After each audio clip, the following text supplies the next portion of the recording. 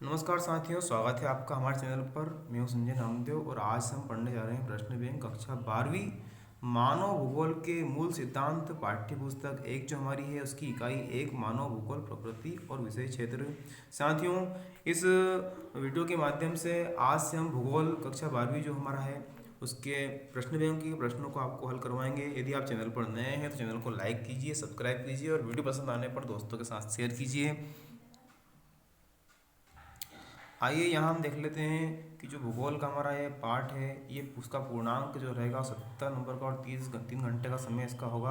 और पाठ्य पुस्तक भाग एक मानव भूगोल के मूल सिद्धांत की जो हमारी पहली इकाई है जिसका क्या अध्ययन आज हम करने वाले हैं, ये 4 अंक की है।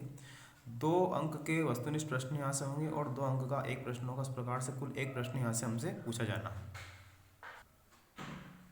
सही विकल्प का चयन हमें करने वाले प्रश्न की यदि हम बात करें तो पहला प्रश्न हमारा है, भूगोल विषय में परिचय प्राप्त होता है। तो भूगोल विषय में परिचय जो प्राप्त होता है वो प्रकृति एवं मानव का हमें परिचय प्राप्त होता है। इसके बाद प्रकृति के घटक हैं जो दूसरा हमारा सही विकल्प है, तो इसका उत्तर हो जाएगा भौतिक पर्यावरण प्रकृति के घटक हैं। तीसरा है भौतिक पर्यावरण के तत्व नहीं है, तो इसका उत्तर हो जाएगा नगर। मानव भूगोल के प्रमुख क्षेत्र हैं उपरोक्त सभी, मतलब सामाजिक भूगोल, जनसंख्या भूगोल, आर्थिक भूगोल आदि सभी मानव भूगोल के प्रमुख क्षेत्र हैं।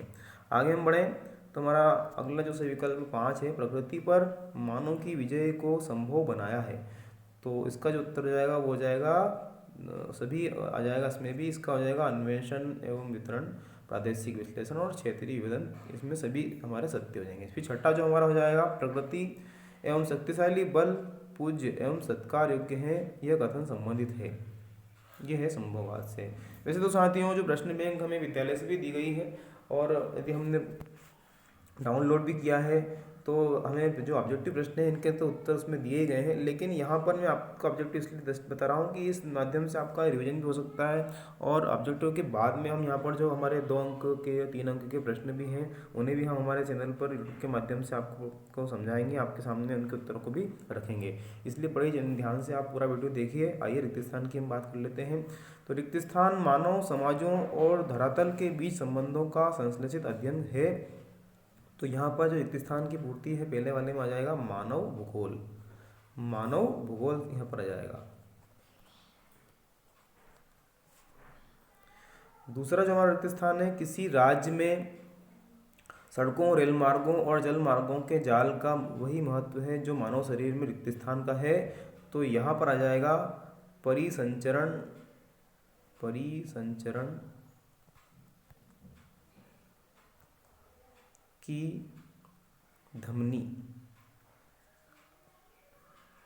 परिसंचरण की धमनी या ये पहले हमारे दूसरे स्थान में आ जाएगा।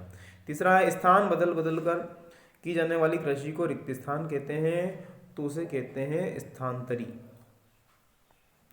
स्थानांतरित कृषि। चौथे रिक्त स्थान में घर्षण और उष्मा सिद्धांत ने रिक्त स्थान की खोज की, तो घर्षण और उष्मा सिद्धांत ने अग्नि की खोज की, यहाँ अग्नि आ जाएगा। अगला है तीव्र गति से चलने वाले यान रिक्त स्थान का नियम प्रयोग में लाते हैं, तो तीव्र गति से चलने जो है वायु गति इसमें आ जाएगा, वायु गति। छठा है डीएनए और अनुवांशिकी के रहस्यों की समझ से रिक्त स्थान पर विजय प्राप्त होने लगती है, तो ये हो जाएगा बीमारियों पर, बीमारियों पर विजय प्राप्त होने लगती है। इसके बाद हमारा है सातवां रिक्त स्थान, किसी भी समाज में सांस्कृतिक विकास के स्तर का सूचक होती है, तो वो है प्रौद्योगिकी,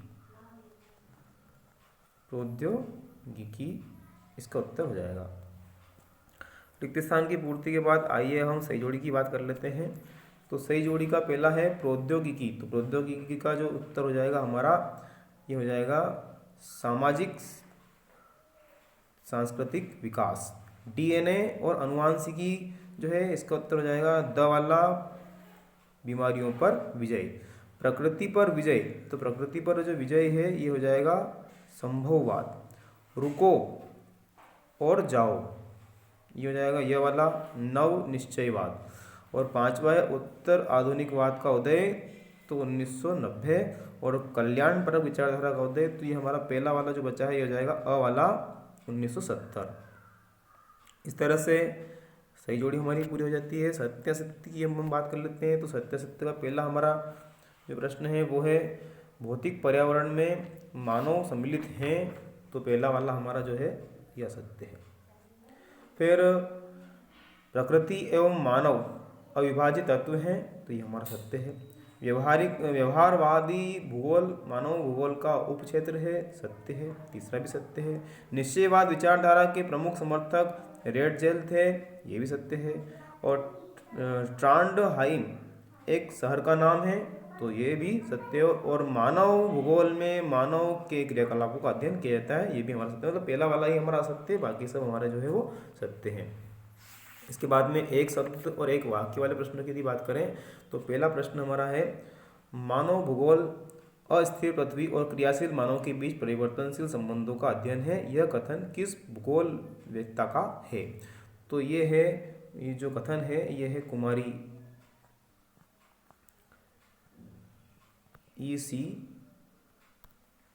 सैम्पुल, कुमारी ईसी सैम्पुल का ये कथन है, पहले वाले का उत्तर हो जाएगा। इसके बाद में मानव अपनी आवश्यकताओं के अनुसार पर्यावरण में परिवर्तन ला सकता है, यह किस वाद को दर्शाता है? तो ये दर्शाता है संभववाद को, संभववाद आ जाएगा यहाँ पर। रुको और जाओ किस अवधारणा पर आधारित है? तो ये है नवनिश्चयवाद, नवनिश्चयवाद पर ये आधारित है। इसके बाद हमारा जो अंतिम है नवनिश्चयवाद विचारधारा को किस भूगोल वेत्ता ने प्रस्तुत किया? तो इसे प्रस्तुत किया था ग्रिफिथ टेलर, जो ग्रिफिथ टेलर हैं इन्होंने इसको प्रस्तुत किया था। अब हमारे जो 2 अंक के प्रश्न हैं, इन प्रश्नों की चर्चा भी हम आगे आपसे एक साथ करेंगे और आप देखिए आपको सभी प्रश्नों के उत्तर। तो हमारा पहला प्रश्न है भूगोल की 2 प्रमुख शाखाओं के नाम लिखिए। जनसंख्या भूगोल, मानव भूगोल की इस शाखा में जनसंख्या, उसके वितरण, घनत्व, जन्म दर एवं मृत्यु दर, साक्षरता, आयु, लिंगानुपात, प्रवास तथा जनसंख्या वृद्धि जैसी विशेषताओं का अध्ययन किया जाता है। भूगोल जनसंख्या भूगोल का जनांकिकी घनिष्ठ संबंध है। इसी प्रकार आर्थिक भूगोल की यदि बात करें तो आर्थिक भूगोल मानव भूगोल की शाखा में मानवीय क्रियाकलापों में विभिन्नता का अध्ययन किया जाता है तथा इन क्रियाओं द्वारा वस्तुओं के उत्पादन, वितरण, विनिमय का अध्ययन किया जाता है। इसके अंतर्गत संसाधन भूगोल, कृषि भूगोल, उद्योग भूगोल, विपणन भूगोल और अंतर्राष्ट्रीय व्यापार का भूगोल एवं पर्यटन भूगोल आदि भी इसको शामिल किया जाता है। मानव के प्राकृतिकरण से क्या अभिप्राय है? लिखिए। तो प्राचीन समय में मानव पूर्णतः प्रकृति पर निर्भर था और उसके अनुरूप अपने अनेकों ढालने के लिए बाध्य था, क्योंकि अपने आप को ढालने के लिए बाध्य था, क्योंकि उस समय प्रौद्योगिकी का स्तर बिल्कुल निम्न था। उस समय मानव के सामाजिक विकास की अवस्था आदिम थी और मानव की वह अन्योन्य क्रिया पर्यावरणीय निश्चयवाद कहलाती थी। अतः मानवता के प्राकृतिकरण का अर्थ उस स्थिति या अवस्था से है जिसमें मानव अपनी समस्त आवश्यकताओं के लिए पूर्णतः प्रकृति पर निर्भर था। मानव इस अवस्था में प्रकृति के अनुसार ही चलता था और उसके प्रकोप से भयभीत होकर उसकी पूजा करता था। इस धरातल पर आज भी कुछ सामाजिक व्यवस्थाएं ऐसी भी हैं जो प्राकृतिक वातावरण के साथ पूर्णतः तालमेल बनाए हुए हैं और अपने सतत पोषण हेतु प्राकृतिक संसाधनों पर प्रत्यक्ष रूप से निर्भर हैं। समय के साथ लोग अपने पर्यावरण और प्राकृतिक ताकतों को समझने लगे और अपने ज्ञान के बल पर नए प्रौद्योगिकी का विकास करके आत्मनिर्भरता की ओर अग्रसर हुए हैं। इसी प्रकार अगला प्रश्न है मानव भूगोल किस प्रकार अन्य सामाजिक विज्ञान से संबंधित है? लिखिए। क्योंकि मानव भूगोल में मानव और प्राकृतिक वातावरण के बीच अंतर संबंधों का अध्ययन किया था, इसलिए इसकी प्रकृति अत्यधिक अंतर विषयक है। इसका विभिन्न सामाजिक विज्ञानों से प्रगाढ़ संबंध है। मानव को अपने क्रियाकलापों से सांस्कृतिक पर्यावरण में जनसंख्या, मानव बस्तियों, उद्योग, नगर आदि सम्मिलित है। अतः मानव भूगोल कई बिंदुओं के साथ सामाजिक विज्ञानों के संबंध बनाए हुए हैं। इसके बाद अगला प्रश्न हमारा आता है प्रकृति का मानवीकरण से क्या तात्पर्य है? आइए अब मैं आपको यहाँ पर स्क्रॉल करके बताऊंगा, क्योंकि हमारा वीडियो ज़्यादा बड़ा ना हो, इस दृष्टि से भी हम आपको बताएंगे कि स्क्रॉल करके आप स्क्रीनशॉट ले करके अपने से प्रश्नों के उत्तर प्राप्त कर सकते हैं, वीडियो को रोक सकते हैं और अब आप इस प्रकार से उत्तर प्राप्त करेंगे। इस तरह से 2 भाग में इसका आप स्क्रीनशॉट ले लीजिए। प्रश्न क्रमांक 5, मानव भूगोल के 2 उपागमों के नाम लिखिए। तो क्षेत्रीय विभेदन और मानवतावादी, आमूलवादी और व्यवहारवादी विचारधाराओं का उदय। इसी प्रकार नव निश्चयवाद क्या है लिखिए। तो नव निश्चयवाद को ये इतना भाग का ले लीजिए स्क्रीनशॉट, इसके बाद में ये इतना 2 भाग में इसका उत्तर आपको मिल जाएगा। 7वां प्रश्न हमारा देखिए, मानव भूगोल की कोई 2 उपक्षेत्र लिखिए। तो इसका भी स्क्रीनशॉट आपको लेना है, ये यहाँ से 7वां पॉइंट तक और ये बाद के 2 पॉइंट 8वां 9वां पॉइंट भी इसमें आपका आ जाएगा। अगला है मानव भूगोल के कोई 2 विषय क्षेत्र लिखिए। तो मानव भूगोल के 2 विषय क्षेत्र के लिए ये आपकी फर्स्ट भाग में इतना ले लीजिए, इसके बाद में ये इतना और आ जाता है। अब आपका 9वां प्रश्न है, मानव भूगोल की कोई 2 शाखाओं के नाम लिखिए। तो मानव भूगोल की 2 शाखाओं के लिए पहले तो इसका इतना भाग, इसके बाद सामाजिक भूगोल को देख लीजिए। सामाजिक भूगोल के बाद में नगरीय भूगोल क्षेत्र देख लीजिए। नव निश्चयवाद क्या है? अब नव निश्चयवाद क्या है इसे देखते हैं। तो नव निश्चयवाद के लिए एक भाग में इतना ले लीजिए, इसके बाद सेकंड भाग में ये यहाँ से इतना आपका वीडियो को रोक करके आप ले सकते हैं। फिर अगला प्रश्न है, क्षेत्रीय विभेदन क्या है? क्षेत्रीय विभेदन के बारे में एक ही भाग में आपका आ जाएगा। प्रकृति पर मानव द्वारा किए गए 2 प्रयासों को लिखिए। तो इसका ये एक बार में पूरा आपको मिल जाएगा। फिर कल्याणपरक या मानवतावादी विचारधारा क्या है लिखिए। तो कल्याणपरक और मानवतावादी विचारधारा का उत्तर भी आपको एक भाग में पूरा ये इस तरह से मिल जाएगा।